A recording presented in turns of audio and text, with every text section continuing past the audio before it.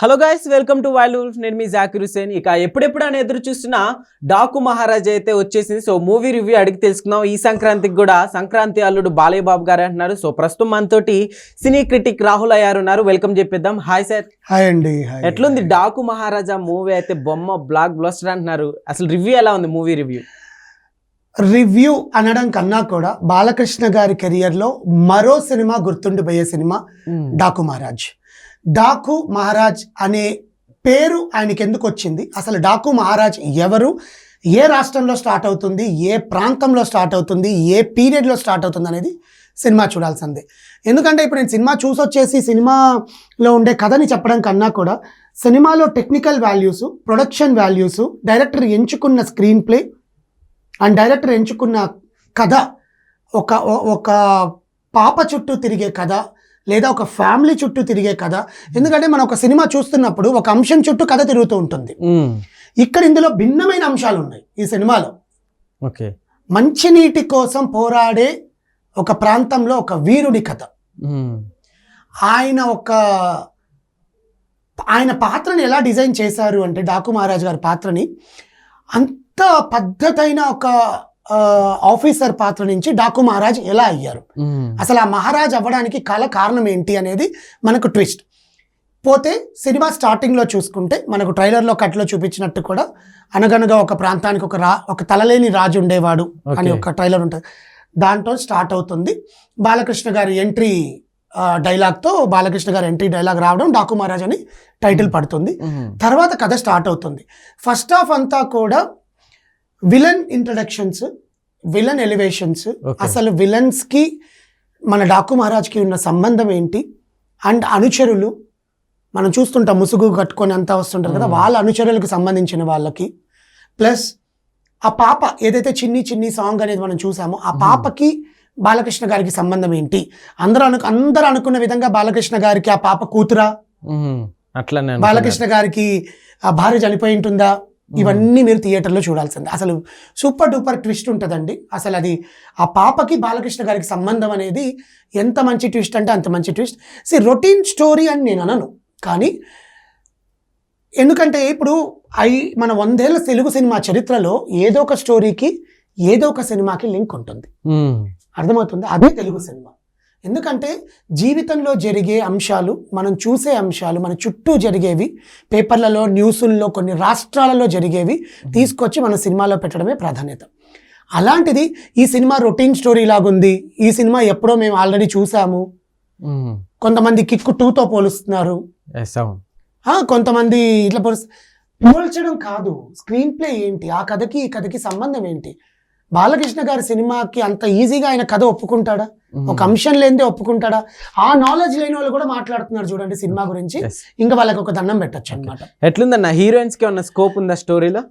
So first of మనము అనుకున్న ప్రకారం దబిడి దిబిడే సాంగ్ లో ఓన్లీ ఊర్వశి రౌటెల్లాని ఓన్లీ సాంగ్ కోసమే పెట్టుకున్నారు, ఆమెను ఒక ఐటమ్ సాంగ్ కోసం వదిలేశారు అనుకునే కన్నా ఆ అమ్మాయికి ఫస్ట్ ఆఫ్ మొత్తం ఫుల్ లెంతీ క్యారెక్టర్. అవునా? నిన్న కూడా చాలా సార్లు చెప్పాను, ఫీమేల్స్ ఆర్టిస్టులకి బాలకృష్ణ గారి సినిమాలో ప్రాధాన్యత ఉంటుంది. ఈ సినిమాలో అందరూ ఫీమేల్ ఆర్టిస్ట్, చిన్న పిల్లల దగ్గర నుంచి పెద్ద ఆడవాళ్ళ దాకా ప్రతి ఒక్క ఫీమేల్ ఆర్టిస్ట్కి ప్రాధాన్యత ఉంది.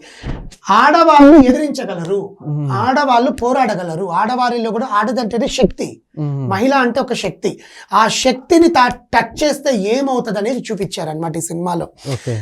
అసలు ఇద్దరు చిన్న ఆడపిల్లలండి, చైల్డ్ ఆర్టిస్టులు ఎంత బాగా చేశారంటే, చిన్ని కాకుండా ఇద్దరు ఒక అడల్ట్ ఏజ్ ఉండే ఆర్టిస్ట్, అంటే టీనేజ్ ఆర్టిస్ట్ అనుకోవచ్చు. 10వ క్లాసు ఇంటర్మీడియట్ చదువుతున్న ఇద్దరు పిల్లలు, బిలో మైనర్ బాలికలు అంటాం కదా, అలాంటి పిల్లల చేత అత్యాచారం చేస్తే, లేకపోతే వాళ్ళ గ్రామానికో గుడానికో విలేజ్కో సమస్య వస్తే వాళ్ళు ఎంత పోరాడారనేది ఆ సినిమాలో మనం చూడొచ్చు. ఇక్కడ నేను ఎందుకు ఈ అంశాలు చెప్తున్నాను అంటే, కథ నేను రివీల్ చేసేయచ్చు. కథ రివీల్ చేస్తే సినిమాకి వెళ్ళి ఎవరు చూడరు. సినిమాలో ఉండే అంశాలు మనం ముందు పెడితే సినిమాకి వెళ్ళి చూడాలనిపిస్తుంది అనమాట. సో బాలకృష్ణ గారి అసలు ఇంత యంగ్గా నేను ఈ సినిమాలో ఆయన్ని చూడలేదు, ఏ సినిమాలో చూడలేదు. ఆ పాత్రకు కనిపించారు మళ్ళీ నాకు. వినోద్ కేశర్లో ఎట్లాగో ఆయన పాత్ర తగ్గట్టుగా ఆయన ఉండాలి. ఈ సినిమాలో ఆయన బాడీని మెయింటైన్ చేసుకోవడం, వయసు పెరిగే కొద్ది వయసు పెరిగే కొద్ది అందం పెరుగుతుంది అంటాం కదా, అలాగా ఎక్కడ ఆయన డూప్ తీసుకోలేదండి. ఓకే, డూప్ లేకుండా ఫైట్లు చేశారు. నిన్న కూడా అనుకున్నాం ఫైట్లు ఎలా ఉంటాయంటే ఊచకోత అంటారు కదా, బాలయ్య బాబు ఊచకోత చేసేసాడు. ఓకే, అసలు ఆ fight masters and technical values గురించి మాట్లాడతాను. ఇందులో ముగ్గురు హీరోయిన్స్ అండి, చాందిని చౌదరి, శ్రద్ధా శ్రీనాథ్, మన ప్రజ్ఞా జైస్వాల్ గారు, ఊర్వశి రౌటెల్లా గారు. ఈ నలుగురు హీరోయిన్స్ కి నలుగురికి 4 పాత్రలు ఉన్నాయి. నలుగురి పాత్రలకి వాళ్ళు న్యాయం చేశారు. ప్రజ్ఞా జైస్వాల్ గారి పాత్ర రామకృష్ణ గారి వైఫ్ గా చాలా హుందాగా ఉంది. ఇంకా ఊర్వశి రౌటెల్లాది, చాందిని చౌదరి, శ్రద్ధా శ్రీనాథ్ అనేది మనం థియేటర్ లో చూడాలన్నమాట. థియేటర్ లో చూస్తే వాళ్ళ పాత్రలకు ఎంత న్యాయం ఉంటుంది. వాళ్ళ పాత్రలు చుట్టే సినిమా తిరుగుతుంది కూడా చెప్పాను నేను. ఫీమేల్ ఆర్టిస్ట్ పాత్ర చుట్టే సినిమా తిరుగుతుంది. ఇది కూడా అలాగే బాబీ గారు చాలా నీట్ గా డిజైన్ చేసుకున్నారు దీన్ని. అండ్ ముఖ్యంగా మన విలన్స్ గురించి మాట్లాడితే, హీరో గురించి మాట్లాడడం గురించి చెప్పాల్సిన పని లేదు. ఆయన డైలాగ్ వచ్చిన ఆయన కోసం రాసిన డైలాగ్స్, ఆప్కే సామ్నేకే దుష్మన్ కే సామ్నేకే ఎవరుంటారని వాళ్ళని అడిగితే, మీరు నీ దగ్గర చచ్చిపోయే వాళ్ళు ఉంటారేమోరా, నా కోసం ప్రాణాలు ఇచ్చే వాళ్ళు ఉంటారు, ప్రాణాలు తీసే వాళ్ళు ఉంటారు, నా ఫ్యాన్స్ ఉన్నారు. ఒక డైలాగు ఎక్సలెంట్, మీరు కూడా చాలా క్లియర్ గా చెప్పారు. నెక్స్ట్ ఇంకొక డైలాగ్ కూడా, అసలు నువ్వు అరిస్తే దాన్ని ఏమంటారు, నువ్వు అరవడం, యువర్ బార్కింగ్, నువ్వు అరిస్తే కుక్క మురిగినట్టుంటుంది, నేను అరిస్తే రోరింగ్ అనే ఒక డైలాగు. చాలా చాలా పంచ్ డైలాగ్స్. అంటే ఆయన నోట్లో మనం ఏవైతే వినాలనుకుంటాం అది. నేను నిన్న కూడా చెప్పాను, కొన్ని సీన్స్ మనకు పాత సమరసింహారెడ్డి, చెన్నకేశవరెడ్డి, నరసింహనాయుడు సినిమాలు ఎలా ఉంటుందో దీంట్లో సెకండ్ హాఫ్లో మొత్తం అదే. సెకండ్ హాఫ్లో ఒక ఇంట్లో, ఒక ప్యాలెస్లో ఉండే సీన్ ఉంటుందండి. నాకు అసలు చెన్నకేశవరెడ్డిలో రాని ఇంటికి వస్తానని చెప్పి గబ గబ గబ గబ మెట్లెక్కి వెళ్తాడు కదా, దాన్ని మైమరిపిచ్చేసింది. అభిమానులకి ఫుల్ మీల్స్ ఇచ్చారని అయితే చెప్తారు మీరు. అభిమానులకి ప్రతి షో ఫుల్ మీల్సే. ఇంకా విలన్స్ విషయం గురించి మాట్లాడుకుంటే, Bobby Deol is the main villain, అందరికీ చూసిందే. దాంతో పాటు 4-5 ఉన్నారండి. మన Sandeep Raj, colour photo director Sandeep Raj గారు ఉన్నారు. అండ్ మన రేసుగురం విలన్ ఆయన ఉన్నారు, కన్నడ ఒరిస్సా యాక్టర్ యాక్చువల్గా ఆయన ఉన్నారు. అండ్ మన ఈయనెవరు చాలా తమిళ సినిమాలో నటించిన ఆర్టిస్టులు ఉన్నారు. There are 5-6 main villain characters which they did very justice. Songs ఎలా ఉన్నాయి అన్న సాంగ్స్? అండ్ నెక్స్ట్ విషయానికి వస్తే టెక్నికల్ వాల్యూస్ గురించి మాట్లాడుకుందాము. ఫస్ట్ మాట్లాడుకోవాల్సింది, హ్యాట్స్ ఆఫ్ చెప్పాల్సింది తమన్ గారికి. థియేటర్ స్పీకర్లు దద్దరిల్లిపోయినాయి. అట్మాస్ లో వింటే, డాల్బీ అట్మాస్ లో అసలు థియేటర్ స్పీకర్స్ దద్దరిల్లిపోతాయి అనమాట. అసలు బీజిఎం ఉంటుందండి, డాకు వచ్చేది. ఆయన వస్తున్నప్పుడు ఆ వెనకాల ఇచ్చే బీజిఎం, ఆ డాకు సాంగ్, పేరుకి లిరిసిస్ట్ కూడా ఎంత నీట్ గా సాంగ్ రాశారంటే, బికాస్ ఆల్ 3 సాంగ్స్ అండి, 3 to 4 సాంగ్స్. రెండు వచ్చి సినిమాతో ఉండే మాంటేజ్ సాంగ్స్ అనమాట, అంటే సినిమా జరుగుతున్నప్పుడు వెనకాల వచ్చే సాంగ్స్. అండ్ ఒకటి ఊర్వశి రౌటెల్లా గారితో దబ్బడి దిబ్బే, ఇంకోటి చిన్ని పాప సాంగ్. సాంగ్స్ నాకు కథ నడుస్తుంటే వెనకాల బీజం ఉంటుంది. తమిళ గారు రామకృష్ణ గారికి మంచి మ్యూజిక్ ఇస్తారు. నేను కూడా ఈవెంట్ లో చెప్పారు, నాకు ఒక నాన్న దొరికాడు, ఆయన తండ్రి చిన్నప్పుడే చనిపోతే ఆయన ఎదిగి పైకి వచ్చిన అతను. ఆయన జీవితంలో ఆయన ఎంత ఎదుగున్నాడు, ఎక్కడ ఎదగాలో ఆయనకు తెలుసు. అలాంటివి నాకు దేవుడు మా నాన్నని ఇచ్చాడు, నాకు నాన్నని ఇచ్చాడు అని నిన్న బాలకృష్ణ గారికి చెప్పారు. కళ్ళు చెమర్చుకున్నారు ఆ మాట విని. ఎందుకంటే ఆయన సినిమాకి పూనకాలు వచ్చేస్తాయి ఆ సాంగ్స్ వింటుంటే కూడా. అంత బాగా ఉంది. ఇంకా బాలకృష్ణ గారికి ఆయన తగ్గట్టుగా ఆఫీసర్ పార్ట్నర్ ఎట్లుంటారు, దీంట్లో ఎట్లుంటారు అనేది. నెక్స్ట్ కాస్ట్యూమ్ డిజైనర్ గురించి ప్రతి ఒక్కటి ముఖ్యంగా చెప్పాల్సిన ఆర్ట్ డైరెక్టర్. ఒక ప్రాంతం, ఒక పీరియడిక్ టైమ్స్ లో జరిగిన ఒక స్టోరీకి ఆర్ట్ డైరెక్టర్ చాలా ఇంపార్టెంట్. ఆర్ట్ డైరెక్టర్ ఏ ఒక్క తప్పు లేకుండా సినిమా తీశారు, ఏ ఒక్క మిస్టేక్ ఎతికి పట్టుకోవాలనుకున్నా లేకుండా చేశారు అన్నమాట. ఇంకా మనం మాట్లాడుకోవాల్సింది ప్రొడ్యూసర్స్ గురించి. నాగవంశీ, సితారా ఎంటర్టైన్మెంట్స్ వాళ్ళు. సో నాగవంశీ గారు ఎక్కడ తగ్గలేదండి ఖర్చుకు. అంటే ఖర్చు ఎక్కువ పెట్టలేదు, తక్కువ పెట్టలేదు.